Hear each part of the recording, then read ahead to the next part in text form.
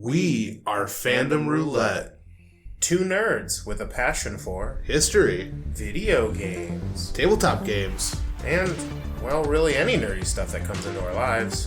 While we might not be able to name every ship classification in Star Wars, Or every Pokemon. or every spell in the player's handbook, Well, one of us can. we're still here to have a good time.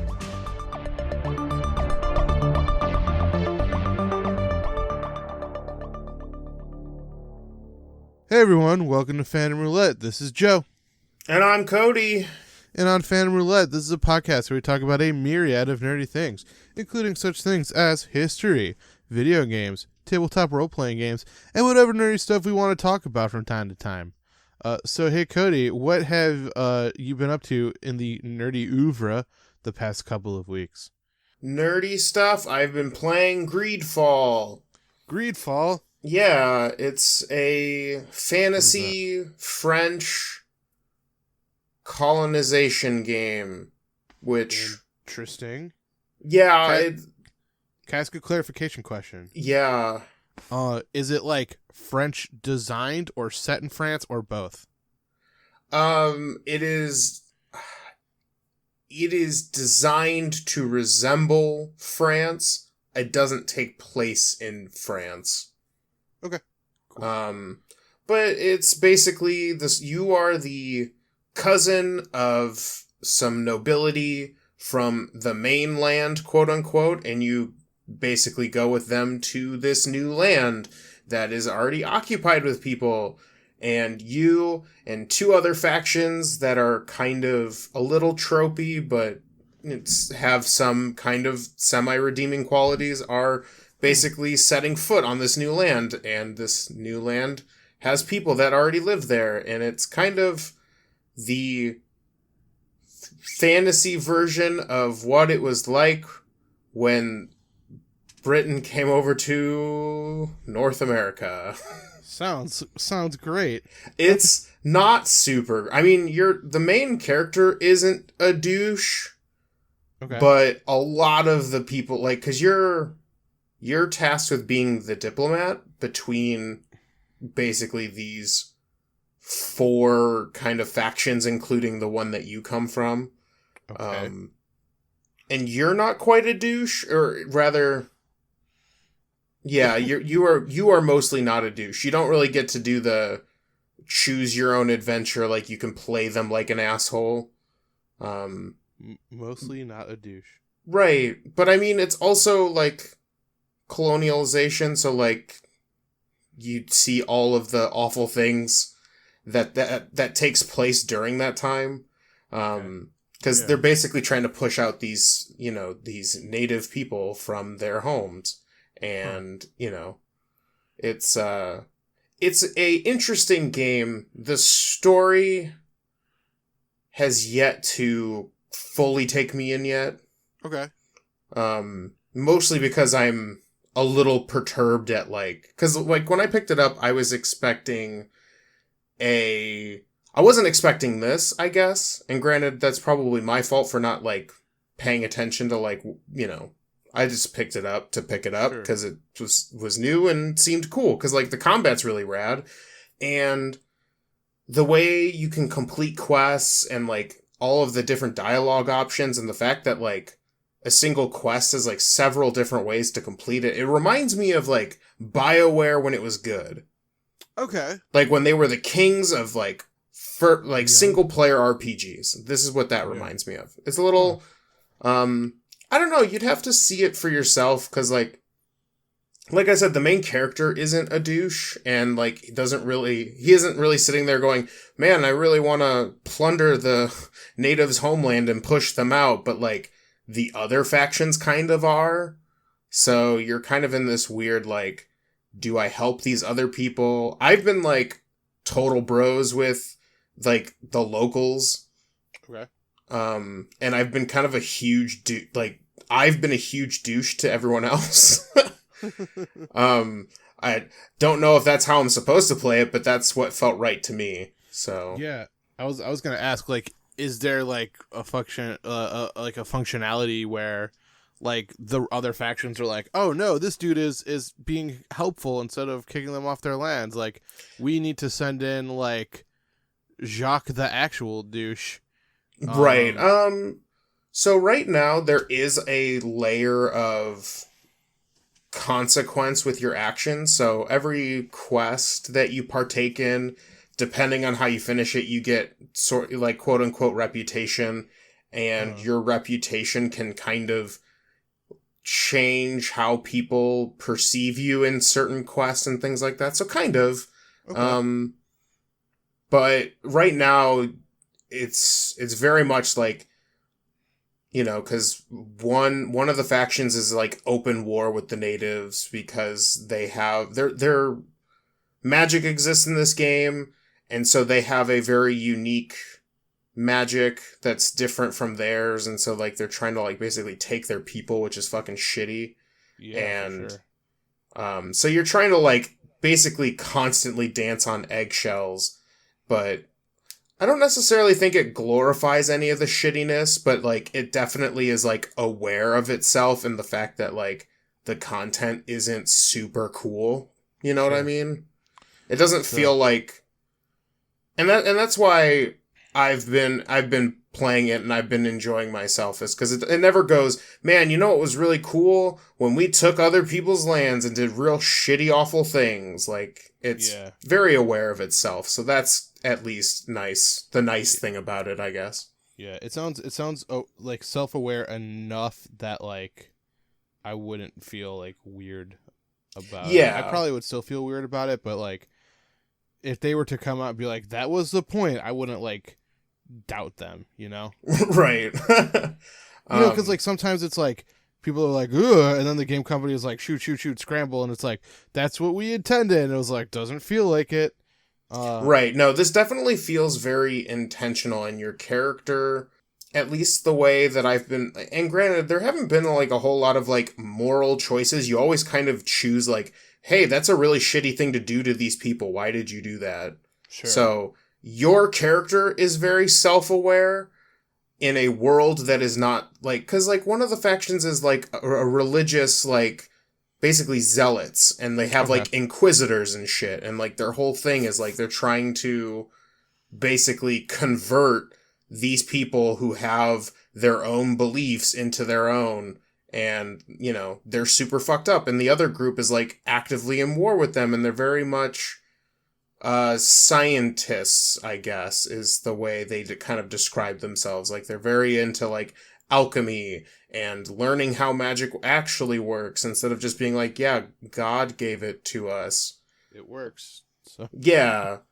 So it's been fun so far, and the game is, I think it's self-aware enough where it's not like glorifying the shitty parts. Like it's very actively trying to tell you like how shitty it all is, okay. but it never gets so, I don't know, it doesn't get so depressing either, where it's like the whole thing is just a fucking drag. I don't know. It's Sure. hard to explain. It's doing a very delicate dance, and I think at least for the first, I think 20 hours I put into the game, they've done a pretty good job at, not being like total turds about it. So All right.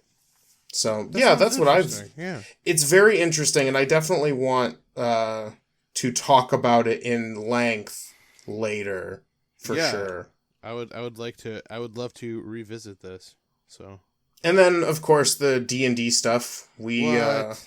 Yeah, we had a session It's like 2 weeks 2 weeks ago. ago, and we're gonna have a session this Friday. Yeah. And yeah, it's gonna be super fun. We're What back, about? baby. Yeah, we're back. So what nerdy stuff have you been up to? Oh, okay. So I finished the Dark Crystal Age of Resistance show, and And how'd you like it? it was amazing, and I think that people will not be surprised come the end of the year, what pops up on the old Joe lists. Nice, nice. So And the then puppets really did it for you. Puppets really did it for me. And then Nice. then I was talking to friend of the Us and also the podcast Joel, from the Cartoon Council episodes. And he was at Dragon Con, and he was explaining to me it was the 20th anniversary of the show called Farscape. Have you ever heard of this show? Yeah, I love Farscape. I mean, I Yeah. didn't finish it, but I used to uh, back in my college days, me and a group of buddies would have a day of the week where we would just sit around and we would watch And reference to sci-fi Farscape. shows, whatever was out. I think we mostly watched all of Dexter. I know it's not really sci-fi, but like, It falls into that like realm, I would say. yeah, and so yeah, Farscape was definitely one of them. That's the one with it's basically kind of like it was Stargate With puppets. yeah. Yeah. It was Stargate equivalent. It felt very Stargatey, but like a little campier and not quite as serious as Stargate tried to be. Yeah, I started rewatching that show on Amazon Prime because I guess I did not finish it when like I started watching it back in my college days, weirdly enough. And then but I guess they had mentioned during the panel that there was like a chance that like if people started watching it on Amazon, like perhaps there might be new Farscape in the future. So oh damn, they're trying to get people to watch Farscape so that there's more Farscape. But yeah, I remember really enjoying it, and I wanted to do a rewatch because I'd like to see it to the end this time. Because I think it was one of those things where it was like I was watching it on Netflix and then I did not finish it and they took it off of Netflix and I was like, well, I guess that's that then.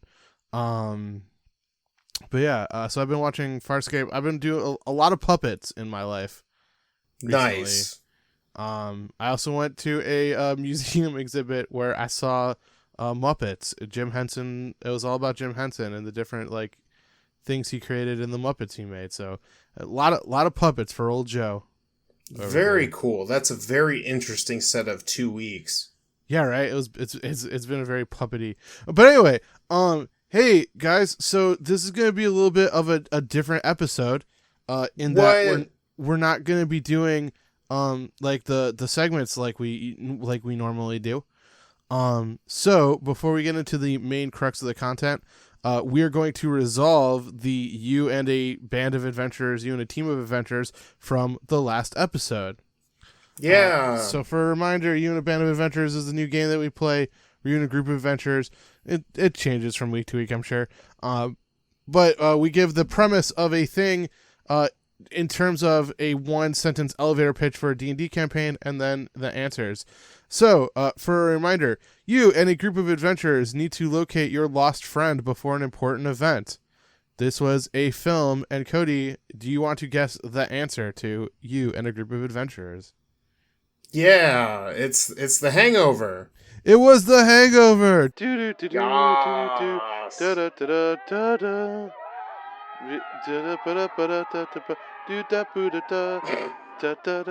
And I have like that weird, really long microphone that they had in all those like 70s. Yeah, because they didn't have game wireless microphones at that point yet. And then like in the corner, it's like some washed up like comedy actress who's like smoking like a cigarette. And wow, damn. Did you ever watch Match Game as a kid? No, I did not. I don't think I knew how to acquire. I think childhood was like there were 2 channels. There was 6, okay, which was Disney, sure, or the Disney Channel, and then there was 47, which was Nickelodeon. Nickelodeon, yeah, and then whatever Cartoon Network was. But those were like the 3 big ones, and I would cycle through those, and that was about it. My grandmother did a lot of babysitting for us when we were kids, so she watched a lot of the Game Show Network. So my sister and I were raised on a very healthy dose of old game shows, and on the Match Game, like there were 2 people who were on every episode, and it was an older comedy actress and a like I'm gonna guess closeted gay man. Like I know like he had come out, right before he died, but like on the show you could kind of tell that he wasn't hiding it too hard, but they would just sit in the corner and smoke cigarettes and be very catty towards the host, and it was always entertaining. So that's so weird. That's such a weird concept where like people who are on the show just to be catty with whoever was running it, but didn't actually do a whole lot. I mean, they answered. It's just that they made fun of him all the time. It was great. But anyway, so yeah, so like I said, we're not doing we're doing a different setup for an episode this week. We're gonna close the book on the series premiere of talking about the Marvel Cinematic Universe. We're gonna be talking about Endgame. Yeah. Now, in a perfect world, this is when I would come in with perfect parody lyrics of the Taylor Swift song Endgame. But I'm not Weird Al, so that was difficult. But hey, if we get enough like subscribers, I will do it. Wow, I'm gonna hold you to that. Yeah, I don't know. Set a number. I don't have a number right now, but when we start getting popular, I'm gonna let you know. Yeah, that's fair. Okay, I'm gonna do it. So anyway, hey Cody. Yes. What did you think of Avengers Endgame? Avengers Endgame? I loved the movie. I know we talked about it in a kind of no spoil. So for anyone listening, this whole episode is just going to be one giant fucking spoiler for anything in the Marvel Cinematic Universe. I'm not pumping the brakes. Yep. So if you haven't seen something and you're worried that we're going to spoil it, chances are you're probably right. Yep.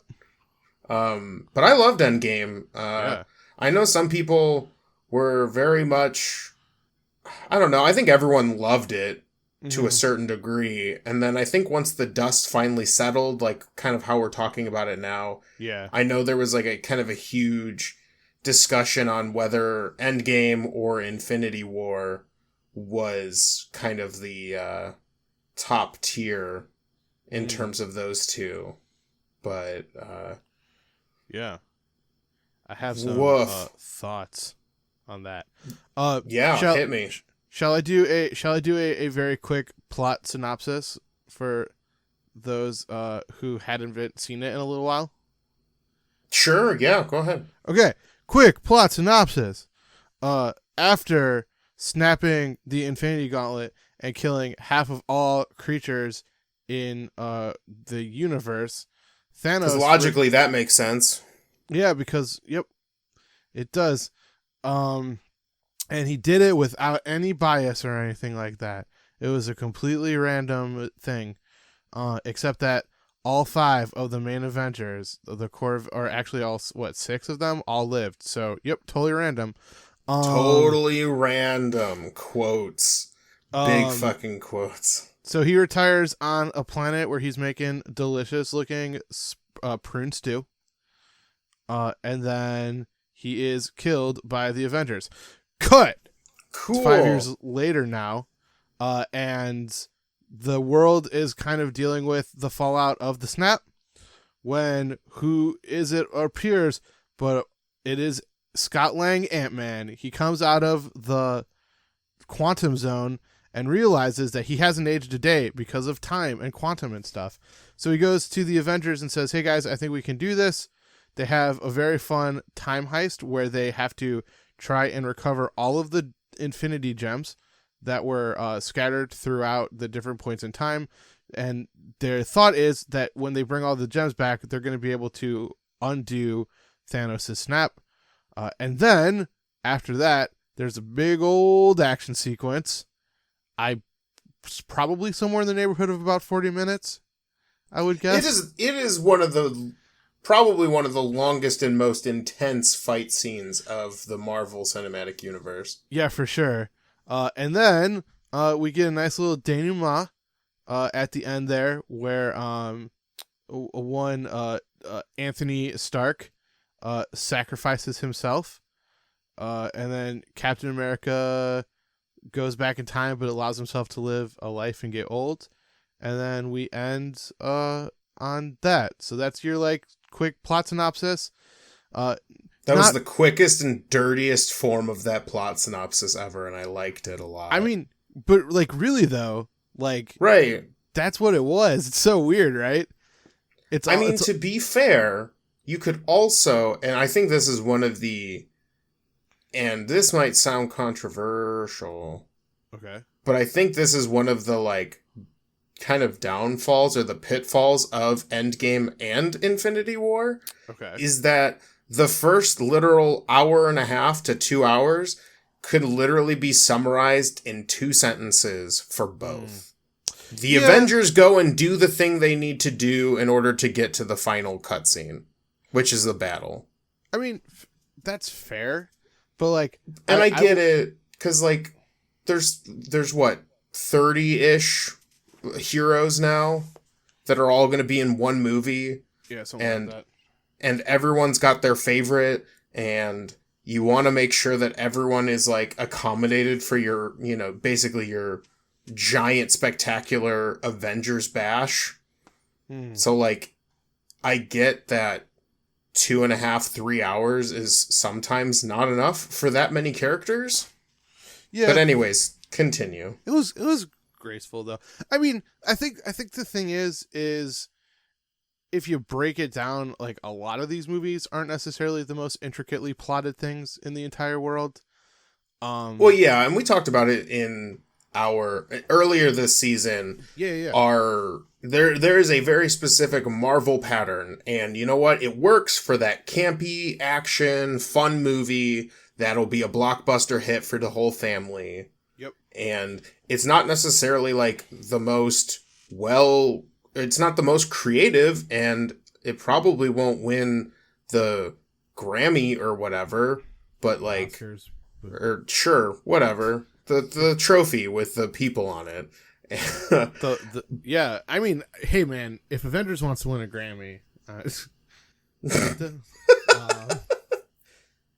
know, it was a good soundtrack. It was a good soundtrack. Yeah, but the Marvel like copy and paste story plot isn't necessarily groundbreaking, which in my personal opinion, you really kind of start to see it in Endgame and Infinity War. Mm-hmm. And I'm not a fan of all of the heroes. Okay. So like, when you get to one of those parts in the movie where it's like the character you don't care about, and you're just like, ugh, all right, go. But at the same time, that's for everybody, right? Like, everyone's got, like, their favorites, and then, like, the people that they're just kind of like, about. Nah, I love them all. Oh, okay. I love all my friends. There you go. The one I'm the coolest on is Doctor Strange. I don't know, Benedict Cumberbatch just didn't do it for me, man. I think Doctor Strange, at least in the movie, I don't know the comics. Mm-hmm. And, like, I get it, he's supposed to be this super smart guy, but also dabbles in the occult, and that's supposed to be, like, his thing. Yeah. But the MCU version of him isn't very occulty. It's still very much a doctor who uses occult items, so it doesn't feel quite the same as what I would imagine him to be in the comics. You know what I mean? Yeah, I mean, yeah. If they were to do like a real adaptation, like he goes to a lot of different realms, and I think that's probably going to be the next one. Actually, I think based on the title. Okay. I think we're gonna do some realm hopping. And we're cool. To some like demon realms, and it's gonna be weird shit where like everything is like eyeballs and. Cool like, eyeballs. Hell yeah! I mean, I'm all about that stuff. I will. Man. I had this like revelation when I watched it recently. Endgame. I watched it. I watched did it the last stars week. align? And so, did you ever see those Hobbit movies? The Hobbit movies. Yeah. I watched the first one. Okay. That was like I don't know if I watched the rest of them. Wait, how many are there? There are 3. Oh God. Yeah. Why? Because money. What? So, but I mean, this is kind of my point. Is so the Hobbit movies, you know, they take like a 300-page book, right? And they blew it up and bloated it into 3 movies. I've seen different takes and different theories about this, for a lot of different things. I have seen that Warner Brothers maybe forced Peter Jackson's hand to make it 3 movies. He originally was only planning to do 2 movies, and then they were like, make 3, and he was like, okay. There was at one point like talks of them like pulling out of New Zealand, and like Peter Jackson kind of freaked out about that because like Lord of the Rings in New Zealand is kind of his baby and his like whole thing. But the third one, the Battle of Five Armies, is basically like a 2-hour battle sequence. Huh. That's being, I would say, a little maybe reductive, but there's a little bit of build up to it, and then there's this just like mind-numbingly long action sequence in the middle. And then you get your little denouement at the end, right? I'm gonna say that word a lot more. And the thing is, in The Hobbit, if you ever read the book, like the Battle of Five Armies, it's building up and building up and building up, and Tolkien did not want to write it because Tolkien didn't really like writing battle sequences that much. So Bilbo gets bonked on the head, and he wakes up, and it's like 3 days later, and he's like, "What happened?" But Gandalf's like, "A big old battle happened." And as a child, I was pissed, right? I was like, "What do you mean they skipped over the the epic Battle of Five Armies?" And so when I heard, I was like, "Oh man, they're gonna do an Battle of Five Armies like movie." I was like, "Oh my god!" Like, it was so exhausting after a while. I was like, "Oh my god!" And like the visuals were really cool. It's Peter Jackson, so he put his like weird little twist on it. But it's like you need to balance this with other shit. And there was a part of me going into Endgame that was kind of worried because I thought that it was going to be that, right? Oh my god, that would be awful. Like, I thought that it was going to be like basically just a gigantic action set piece. And to be fair, it's a very long action set piece, and it's one of the longest I think I've ever experienced. But I think what they did is they hung enough other stuff around it that made it not feel quite as mind-numbing when you got to the big action sequence at the end. Does that make sense? Yeah, and they also did a pretty good job in that battle sequence showcasing everybody to keep, because like not everybody does the same shit. Like not everybody has like Iron Man laser beams that comes out of his wrists. Like, you've got the brawlers who go in and hit the front lines, and then you got like and then you've got like the scene with the basically the flyers, the Valkyrie, and all of the like flying Avengers, and like they did a pretty good job at making like as long as that battle was, it was so varied in what was going on, and like it wasn't even a battle the whole time, because like they have that whole scene with Spider-Man like basically trying to get out of the fight instead of being a part of it, and then there's like a couple of like moments in there. I think they did a good job with that, and the fact that it wasn't the entire movie, like there was a build up to that moment was a choice. I will also say too, it was varied, which I feel like might be one of the issues with Battle of Five Armies, is you can only showcase people hitting each other with swords for so long. All that shit's very samey. But I'll say the other thing too is like I think that specifically the middle section of the movie, where they go back in time, like I had seen like some complaints where people were like, it kind of felt like they were like doing like a pat on the back victory lap, but also they had totally earned it.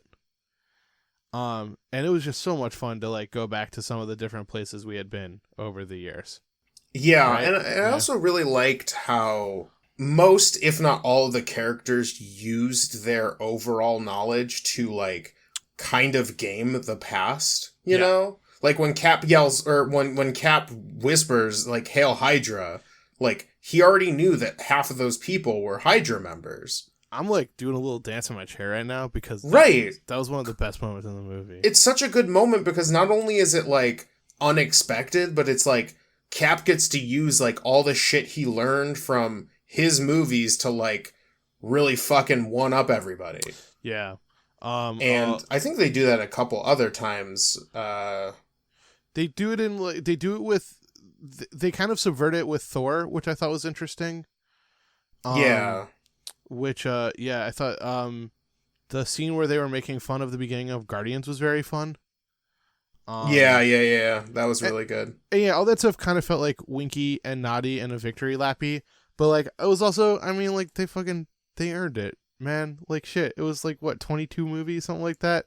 They earned that shit. It is 22 movies. 23 if you include Far From Home. But yeah, I mean, at that point they earned it, right? Like I agree, yeah. It's one of those things where like if you want to end it, you really need to like show people that it's ending. And sometimes giving yourself a little nod and looking at the camera and winking as everyone's, kicking ass and taking names, like that's all right.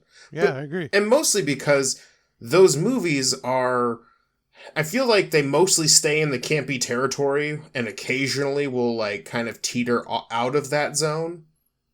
So like it makes sense for the Marvel. Like it'd be weird if it was like we were watching Saving Private Ryan, and they just like look to the camera and wink as they like turn around and like gun down 5 people. Like that would be ridiculous, but for a Marvel movie, it's fine. You want it too because as people I'm sure are wont to remember, I love campy and cheesy and all that stuff. But yeah, and anyway, speaking of middle section, perhaps it's time for us to go to the middle section. Do you like how I did that, Cody? I did. I loved that transition. Yeah. I was like, all right. I very intentionally said the word middle section to set us up. I felt like it was weird that you put it in there, and then I looked at the time and went, I know what he's doing. Behind the scenes podcasting. Yes. Hey Cody, hey, I want to send a tweet talking about Endgame. How can I tweet at you? You can tweet at us at our Twitter handle at eatmybutt.com. Nope, that's really? Not it. Yeah. That's a good one.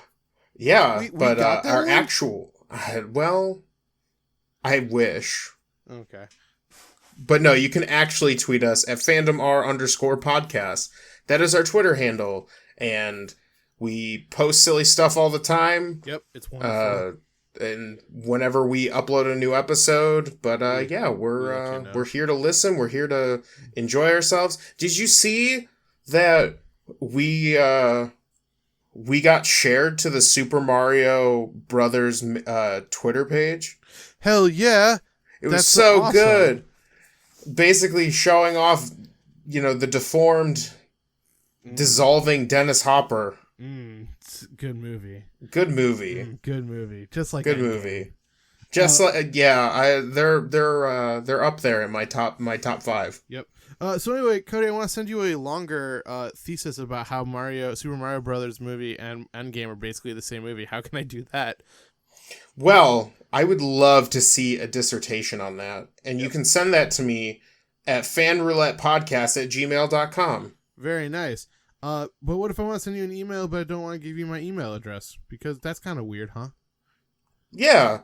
Well, I have an option for you. Ooh, do you now? Yeah, we have this awesome website called www.fandomroulette.com. Go there. And along with our bios and the episodes and some more detailed things to come. Yeah. All the way at the bottom, right before our social media tags, there's an area where you can fill out your internet tag and then whatever you want to say, and it'll send straight to us so that we can look at it.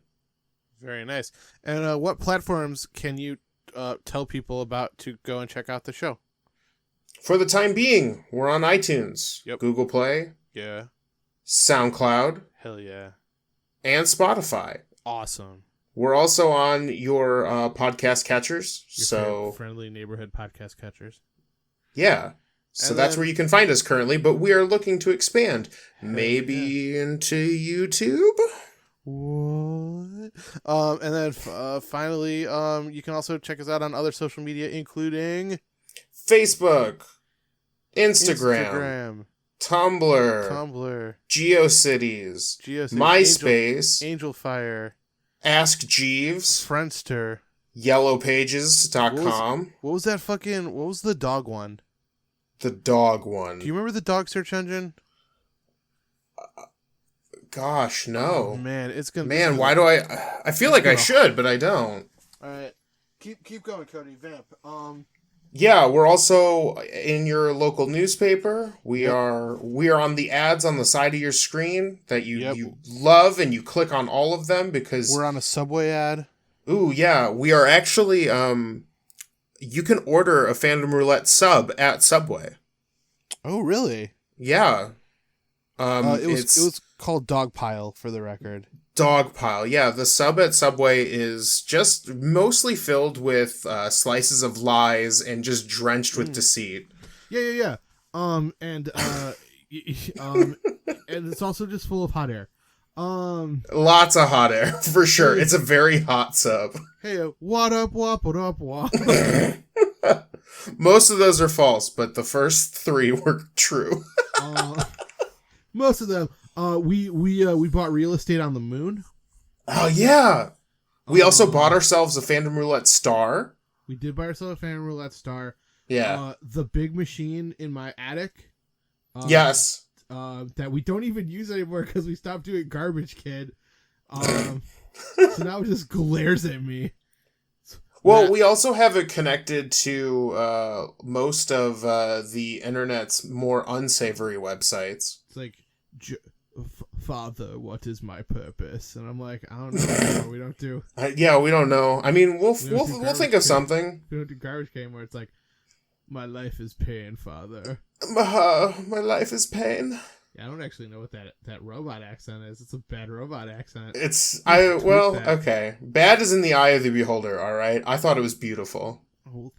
Oh, it's crying now. Oh, well. Oh shit. Oh no, its tears are making it short circuit. No! I didn't realize I was killing the one thing I truly loved. Father, why? But anyway, I was gonna try really hard to keep this middle section tight this week. Nope. I wasn't gonna allow you to do that. That's fair. All right. R.I.P. Robot. So anyway, Cody, do you want to talk about some controversies? Yes, I wanted to actually ask you. Yeah. Of Endgame and Infinity War. Yeah. Which is your favorite?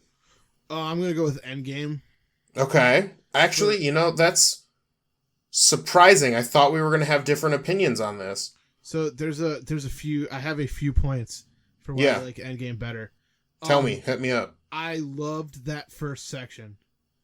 I was impressed that they were willing to. I mean, obviously, it's not like the darkest shit you're going to see because it's like a blockbuster Marvel movie, but like it was surprisingly dark for like a middle of the road blockbuster. I mean, they did decapitate Thanos. They decapitated Thanos. And his head like slopped on the ground, and you saw it. That was great. It was dark for a Marvel movie. I loved that scene where Scott goes to the park, and there just those massive pylons of names. Yeah, because like everyone got snip-snapped. Yeah, and I mean, it was like it was cool because it allowed you to like live in that world. Yeah, right? I do feel like the Endgame. Oh yeah, no, I agree. Motorcycle outside. Me too. No, I thought the thing that I liked about Endgame that wasn't really there for Infinity War was the world building they had to do in order to make it actually look like 5 years had passed since the snap. Like, even if it's just the little things, like giant obelisks of names and, like just entire areas being desolate because there's just no one to live in them anymore. Like, yeah. There was that really eerie shot of like all the boats in the harbor. Yeah. Like really well presented scenes that like definitely felt different than just like, oh, they snapped, but like we're still gonna pretend like nothing happened, you know? Yeah. Because I feel like a lot of movies will do that, where a big thing happens, but like everyone just seems kind of very status quo. Yeah. Honestly, like I wanted more of that. I really did. I wanted more, Yeah. like more of that. Like I said, the middle section was really fun. It felt really triumphant and like doing laps. But hey, it was all movies I really enjoyed. It also had a really interesting way of making, like movies that were kind of considered lesser Marvel tier, like feel more important. Like Thor: The Dark World, like really emphasized his relationship with his mom. Yeah, Um, yeah.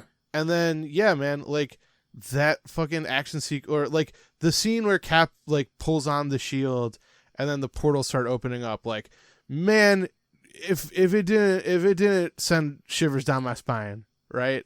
When I was watching that the night it came out, everyone was screaming at that point. Yeah, And the screams didn't stop until, you know, the more the dramatic ending where like Captain Marvel is fighting Thanos and Iron Man kind of like comes in to, does the you snap. know, but like the whole place was screaming Yeah, and cheering and whooping for that. Like it was a very well produced like finale battle scene. yeah. So I'm guessing you also liked Endgame better of the two.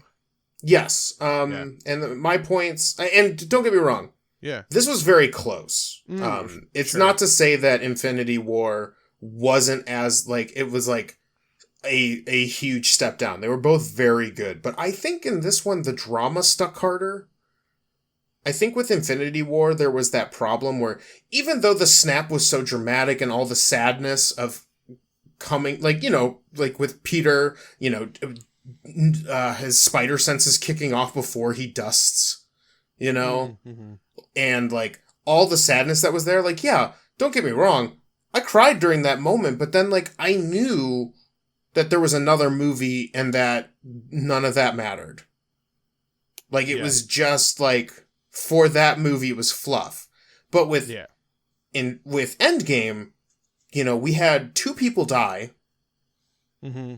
And then we had somebody basically leave to live their life, you know? Like, those moments just hit so much harder because I knew, like, you know, like, I knew Black Widow was gone. Like, there wasn't coming back from that. Yeah.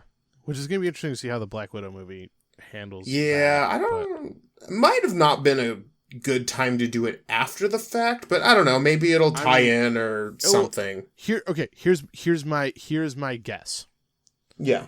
Is that like it's gonna start with the two of them fighting, right? Yeah. And then like she's gonna get thrown off of the cliff, and it's either going to like slow down as she's falling and then do the story, like that's gonna be the framing narrative, or she's gonna like hit, right? And then it's going to do it's like they're going to use that as the jumping off point to tell her story in the past, and then who knows? It's fucking comic book adaptations. She can come back. I don't think Scarlett Johansson necessarily wants to, but I think she wanted that solo flick. Right. But yeah, I think the drama stuck a lot harder.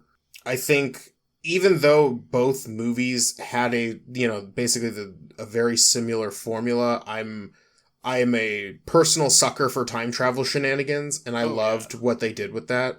And I don't know, it was also nice that like they had a plan. It was dangerous, but like they didn't fuck it up. Yeah.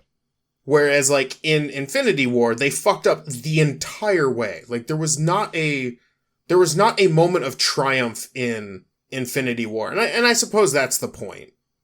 Is that they fucked up, everything went to shit. And then in Endgame it's supposed to be the triumphant comeback. Yeah. And plus, don't get me started on that trying to compare both Infinity War's final battle and Endgame's final battle. Oof, you can't compare those two at all. Endgame's was fucking rad. Cap wielding Mjolnir. Oh. Yep. Like so good. Like everything. There was a lot of things that both movies did really well, but I think overall, in my opinion, and Endgame hit it for me. Yep, agreed. All right, point the next. I have a question for you, Cody. Yeah. what was your take on Fat Thor? Hmm. This was a hot button issue. I didn't hate it. I mean, I understand, like, it made sense to me. Like, like, if anyone failed, like, there's a couple people who failed really hard in Infinity War. I'm looking at you, Star-Lord. Yeah. Fuck you, But Star-Lord. Thor, he was the last attempt. Mm-hmm. He was the final line, and all he had to do was make sure that the axe cleaned his head off. Yeah. You know, like, it was just like an angles difference. And so, like, it made sense to me that he took the loss the hardest. Yeah. And so, like, him, like, kind of devolving into a, you know, Fortnite flossing junkie, like, it made sense to me. I don't think it was... what were people complaining about, I guess? People were saying it was like fat shaming. Oh, I mean... But I will sure. say, I have but, like, I'm a pretty big dude. Yep. And I didn't feel like it was shaming me, so I don't know. I guess everyone has their own level of that. As a fat like, American. Cool, because, okay, so here's a couple of my points about why I did not dislike it either.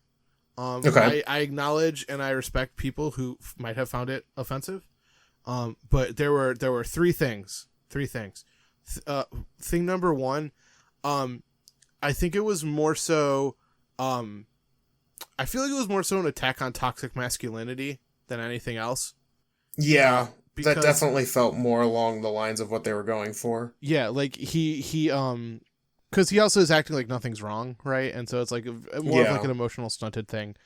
The second thing is pretty much everyone, with the exception of Rocket and, like, sadly enough his mom, were, like, very gentle towards Thor.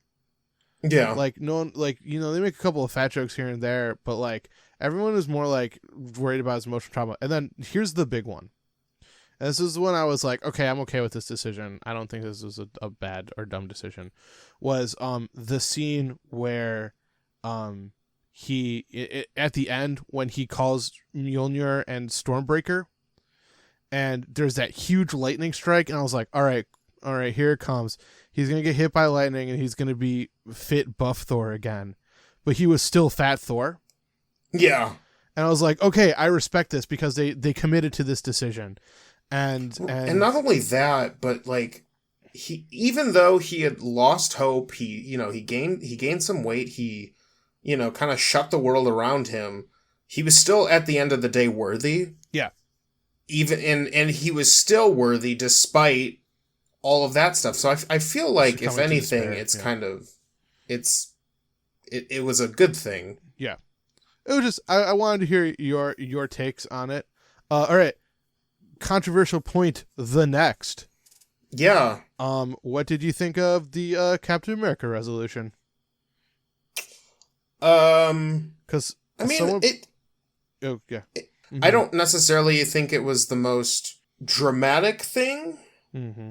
I think it could have been more interesting if done differently, but I think I'm still okay with him going back, doing all that stuff, and then just kind of reliving his life the way he wanted. Because, like, that ended up... It was weird because initially it's something that if you're not paying attention to the movies, and, like, don't get me wrong, it's 20... I didn't rewatch all the movies before these two came out. Like, fuck that. So, if you're like me, I kind of totally forgot that he had a love interest in the first movie. How dare you forget about Peggy? I did, and I feel bad. Peggy's the best. She was. And then... Like, they did a whole show on her, did they not? Yeah, it was awesome. Agent Carter, check it out. So yeah, it was, I thought it was cute. Definitely not, like, I feel bad for Bucky. Yeah. A little bit, because it's kind of like, hey bro, I know you're finally, like, not a mind-controlled psychopath killing all of my friends' parents and whatever, but, like, I'm gonna go live with the chick that I wanted to bone back in the day. Peace. Yeah. Someone pointed out that, and I mean, okay, so once again, rewatched it recently, so I have a little bit of a fresher take on it. Someone pointed out that it was messed up that he didn't do anything to save Bucky. What do you mean? If he goes back into the past, right, and he stays there, he knows that Bucky was like fucking taken over by Hydra and like mind controlled and shit. Like, did he save his friend or not in like the past, right? Ooh, yeah, that is a good point. I mean, but here's the thing though. If you follow the movie's time travel logic, if he would have done that, he wouldn't have shown up at the end. Because that would have been a totally different timeline. If he fucks it up the least amount, he may or may not have a chance to continue down that run. Fair enough. But then again, it's time travel and it's fucking, it's weird as shit. So like, it's kind of like the magic debacle is like, if magic exists, you can just go, well, this works because of magic. Yeah. Which is why a lot of times magic has like hard and fast rules. But anyway, and I was gonna point out too that Bucky was wearing a hoodie in that last scene. So we will see in the upcoming Disney Plus show, Winter Soldier and Falcon. Because who knows? Maybe he did save the day. Maybe he did save Bucky. It's very possible that he intervened in such a way. Yeah. All right. And then one last thing. Who is your MVP? Ooh, of everything? Of Endgame specifically. Of Endgame specifically? Gosh, I don't know. I'll give my answers. So this is cheating because I have two, but I have different categories for them. You are cheating. MVP. I'm kind of torn. Go on. Is going to be Scott Lang, Ant-Man, because boy howdy did he really rise up to the top, man. He was great. Yeah. And then in terms of character, fucking Dr. Hulk. My dude in his I do enjoy Dr. Hulk. In his fucking Henley shirt and his sweater vest and his little glasses. And he dabs and he's nice to kids. And I was like, this is my favorite character. And then they went into the past and he had to pretend to be the Hulk. And he was so not happy about it. Mark Ruffalo crushed it. It was so much fun to see him doing his thing. So he's my ultimate MVP. And then special note to Paul Rudd, Scott Lang, Ant-Man for like really, really rising to the occasion.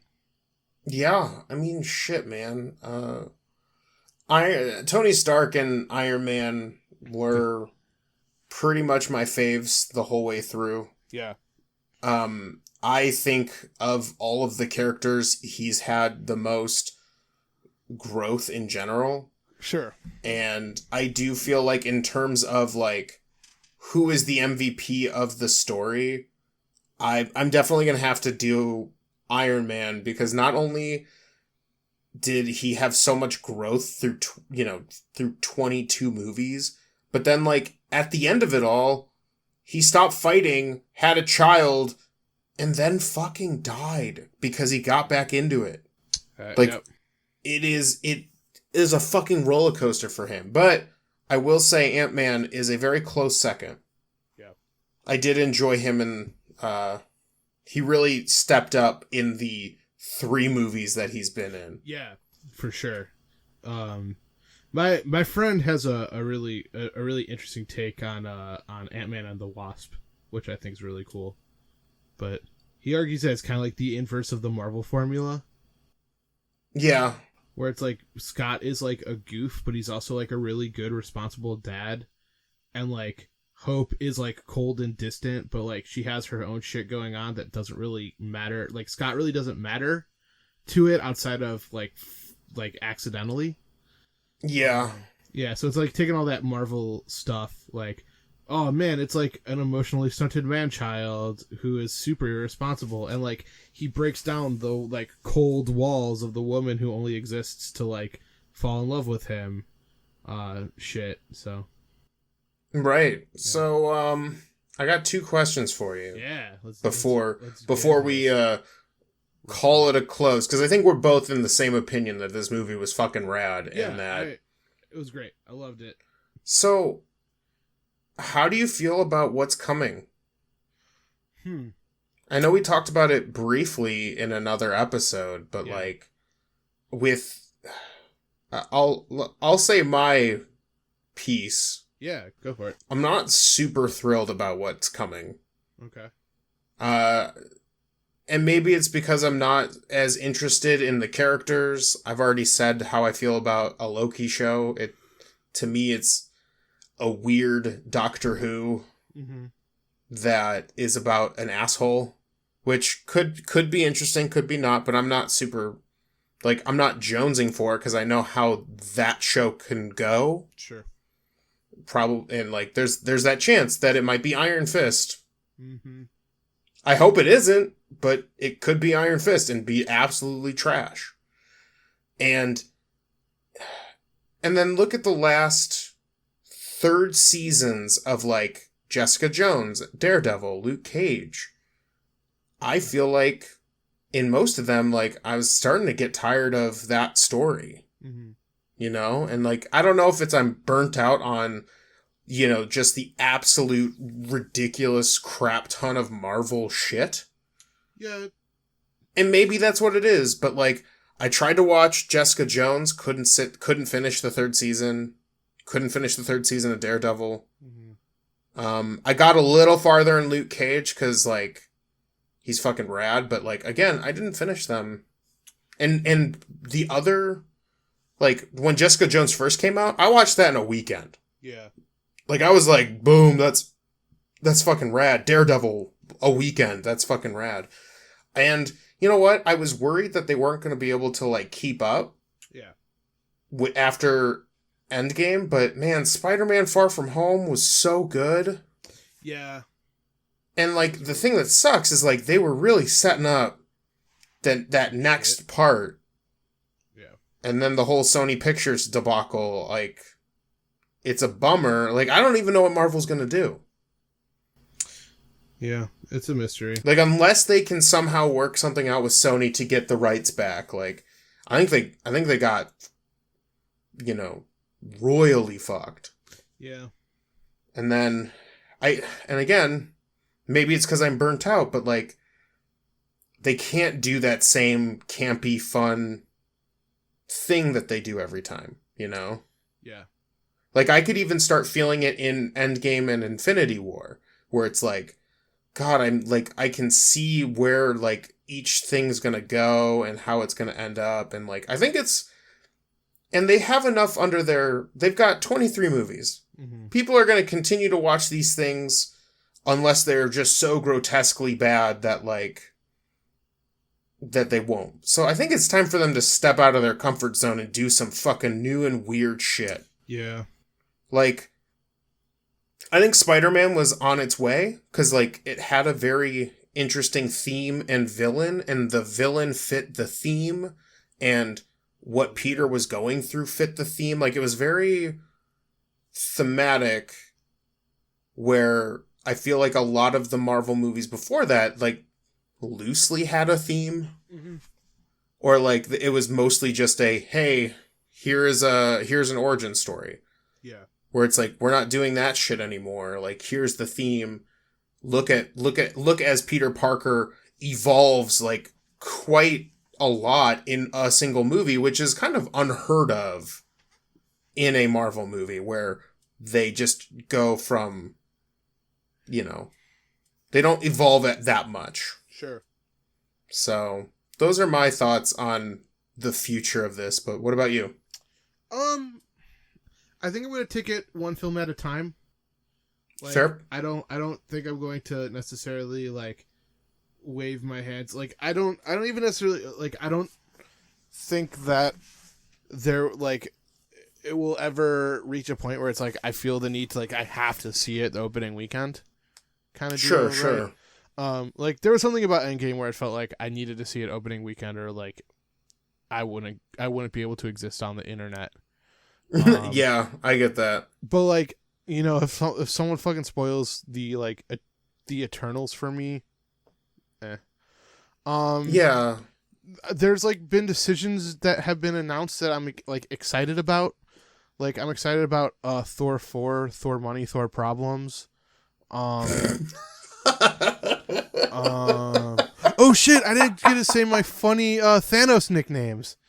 Yes, tell me your funny Thanos nicknames. Real quick, everyone. I came up with some funny Thanos nicknames. All right. So, Swole Grimace.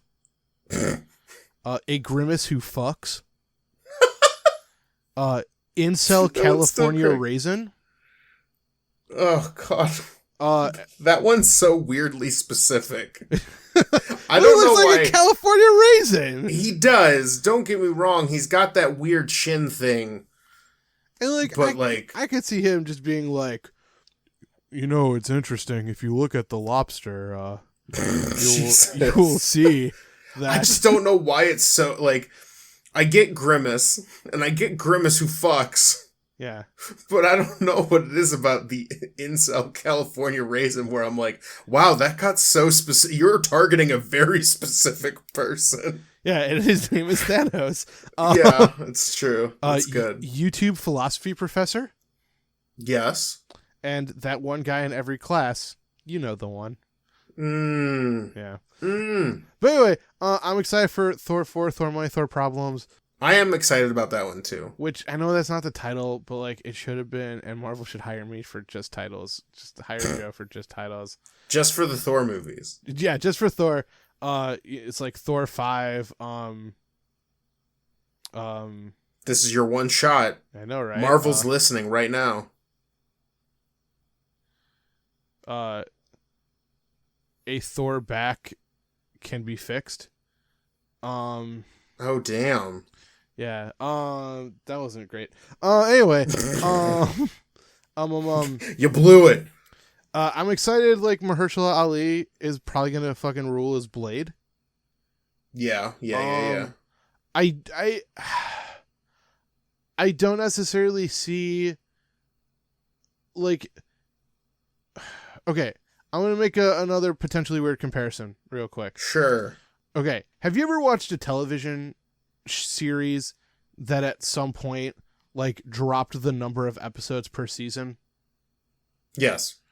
So like, like you watched the first couple of seasons and it was like your full standard like 26 episode season, and then like somewhere around like season 3 or 4, like they just dropped down to like 12 episodes per season or whatever. Yeah. Like I don't know if, nor do I think they should try. Like, I don't know if they will ever be able to sustain like a 23 movie story arc. No. Which is not to suggest, because like like every movie didn't necessarily like factor into that, but it always felt like it was building towards something like that, right? Right. So it's like, in the moving forward, do you just do like smaller things where it's like every 3 or 4 movies will do like a big arc culmination, or like are they going to try to sustain another like build up for like 25 movies to do like X thing, right? Because it's very clear that they're setting up Secret Wars, Secret Invasion rather, but sure. Yeah, I don't think they can. I think if they tried to pull another 22 movies before like a big moment, they're gonna lose a lot of traction. Yeah. And I think by that point, like unless those heroes in the Secret War arc or whatever you want to call it, or Secret Invasion arc, are fucking rad, then there's no, like they'd have to be great movies. Like every single one of those movies from 1 to 21 would have to be Spider-Man Far From Home plus. You couldn't have like a fluke in there. Yeah, you couldn't have like Thor 2. Yeah. Or an Iron Man 2. Yeah. Or an Iron Man 2. All right. And then what's your next question? I'm curious. The last one, and we don't have to get too deep on this one. Was this a lightning in a bottle scenario for Marvel? Interesting. and I'll go first. Yeah. I think it was. Mm-hmm. I think it was perfect timing. I think a lot of it had to do with how the beginning of it was kind of very like loose tie-ins with each other that kind of eventually built up into this like, okay, now we're all tied in together. There's a reason why there aren't other 20 plus movie sagas or whatever the equivalent of that would be. Like the closest we have is like what? Star Wars, Harry Potter. Yeah. James Bond. And yeah, James Bond, but like I don't think they're following a narrative or like I'm sorry. The movies are following a narrative within the movie, but I don't think it's a long over. No, I understand what you're saying. Yeah. And if it was a something that you could repeat, why did DC's fuck up so bad when they had less actors? Yeah. And they could have made a really tight, focused, clean version with like movies that were like, I don't know, like if DC can't do it and like nobody tries, like I think this is a, you know, perfect timing, and the way they built up to 23 movies, I think was the right call, you know. They tested the waters, and then the waters, you know, the water was nice and they jumped in. Yeah. Whereas DC just kind of went, well, we're going to dive bomb in past like behind them. And water was too hot for them. I think that was, yeah, I think those are the things, right? One, I look at all the failed attempts at cinematic universes that have happened since Marvel. Yeah. And I think the thing is too is that the Marvel movies were fun. Yeah. And it was campy. It was fun and it was campy, and you know, the Green Lantern movie doesn't work, and then there is, I don't know if this is real or if this is legend or what have you, but apparently someone at Warner Brothers like issued the like no joke directive, where like, cause I guess like, yeah, like, you know, Green Lantern tried to be a little bit funnier and campier and it fucking bombed, but you know, Hollywood not necessarily looking at bigger pictures or things like that was like, oh, I guess the problem is that we were trying to be funny. No more jokes. Right. And so that's when you get dour, fucking dark, gritty Superman who like hates being Superman, and like the two of them punching each other in like an abandoned bathroom in Goth or in Metropolis or whatever. I think that it's, man, I think it's just the fact that it's like no one was expecting anything from Marvel, I don't think, right? Like, yeah, there was no preconceived notion. It wasn't like they were making the next Star Wars movie. It was just like, we are going to try our hand at making a movie. Yeah. And people were just very open to that idea. Where nowadays it's like, if you tell anybody that you are making a movie that is based off of something at all, there's already like a huge like expectations. You've already put the movie on a pedestal that most of those movies will probably never hit. Yeah. And with Marvel, it's like, well, the comics are cool, I guess. And like, it was early enough where you don't have this weird, like super hyper opinionated internet culture that was like, hey, if your Tony Stark isn't like have long flowing black hair, then it totally ruins the whole aesthetic of Iron Man. I will say too, and like, I don't know, this might sound weird, but I feel like there was a benefit to the fact that like of the like, you know, the biggest Avengers, which had like 6 heroes in it, right? That first Avengers, like, it's so weird now, but to think that it was like Iron Man, not really a household name, Thor, not really a household name, Captain America of the three was probably the best known, but no one could tell you anything specific about Captain America, right? Like, Yeah, minus like he punched Hitler in the face. yeah, he socked old Hitler in the jaw, and maybe like if you were a shades hair left and nerdy, like you might have known that like he was frozen, and it was like the man out of time. But like when I first fucking started getting involved, like I knew nothing about Marvel, and my friend was like, "You should watch this movie. It's called Iron Man." I was like, "Whatever," and I was like, and I had I don't even know if I knew about Iron Man because I exist in like the world, but like like no one came into that movie with expectations, right? Like Right. no one was, like you said, no one was demanding this and that. Whereas like with a character like Batman, for better or for worse, he's like this monolithic mythologicalized character. Right, and he has to be perfect in every way, and nobody can try to do their own thing with it. Yeah. Much like it's super hard now to do a Joker movie. Yeah, Or have the Joker in a movie. for sure. It's so, like, because everyone has a very specific idea of what that is now. Whether it's the voice acting from Mark Hamill to, Heath Ledger, the Heath Ledger, like, even the Jack Nicholson. yeah, even like the kind of jokey but still sinister Jack Nicholson version of him. Like, everyone has their view of him now. Whereas, like, at least when Iron Man came out, I don't think anybody was like, Iron Man needs to be this, or Thor needs to be this. I mean, Thor might a little bit because he's based off of, Like mythology, yeah. right, and so like they kind of had to follow that trend a little bit. Well, and But I think, even Cap, yeah, like he was allowed to kind of do whatever, right? I think even along the same lines, like very few people knew any or many of their villains, right?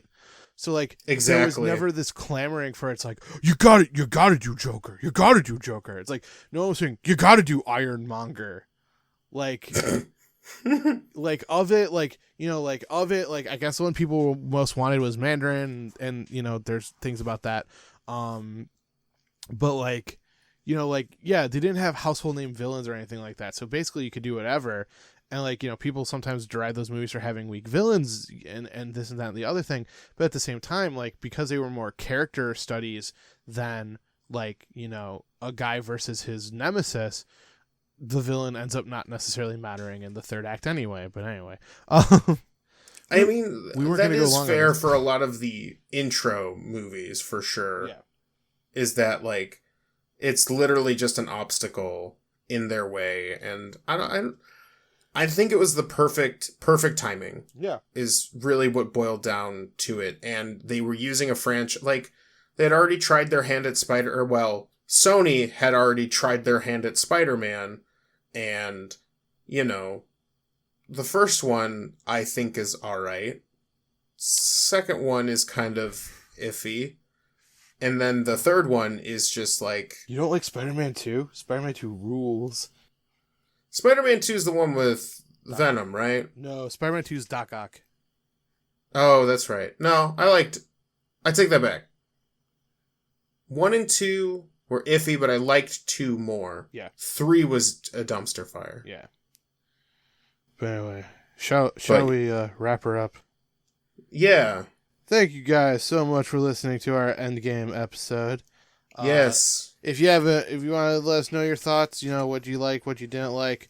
If you were just like the world's biggest Ironmonger fan and you were just clamoring for Ironmonger, like go back to the middle section, learn about our social media, let us know. We'd love to hear from you. Go back, like I said, go back to the middle section. Please rate, review, and subscribe. Leave us a nice comment. Tell a friend. Anything else? Am I missing anything? No, you're good, All man. Right. Yeah, everyone, thanks for journeying with us through our Endgame and just general Marvel talk. This was one we've been waiting on because we wanted to make sure that we literally wanted to make sure that like almost 6 months later that everyone could have had their chance to see it and we wouldn't feel bad for spoiling most of the movie. Yep. But yeah, so anyway, signing off from, oh boy. Signing off for Fam Roulette, this is Joe. And I'm Cody. And as always, stay nerdy. Stay super nerdy.